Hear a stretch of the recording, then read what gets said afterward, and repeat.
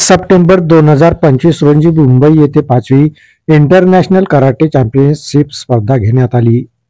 या स्पर्धेत यवतमाळच्या घाटंजी तालुक्यातील विद्यार्थ्यांनी ऐतिहासिक कामगिरी केली. या स्पर्धेत 8 सुवर्ण, 3 रौप्य व 1 कांस्य पदक मिळवून विद्यार्थ्यांनी घाटंजी तालुक्याचे नाव रोशन केले. आयोजित स्पर्धेत Japan, Tokyo, Malaysia, Nepal, Indonesia आणि भारत या असे 6 देशातील विद्यार्थी सहभागी झाले होते.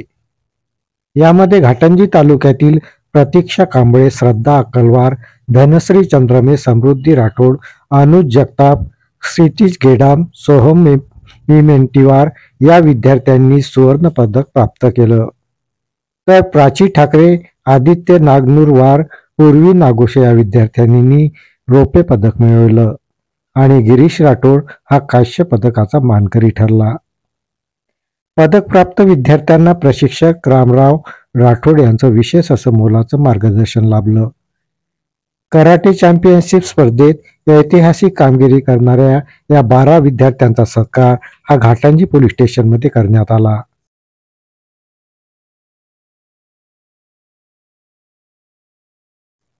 यावेळी घाटंजी पोलीस स्टेशनचे सहाय्यक पोलीस निरीक्षक सचिन राठोड, पोलीस उपनिरीक्षक सुशील शर्मा, दिनेश जाधव यांच्यासह पोलीस कर्मचारी वृंद उपस्थित होते.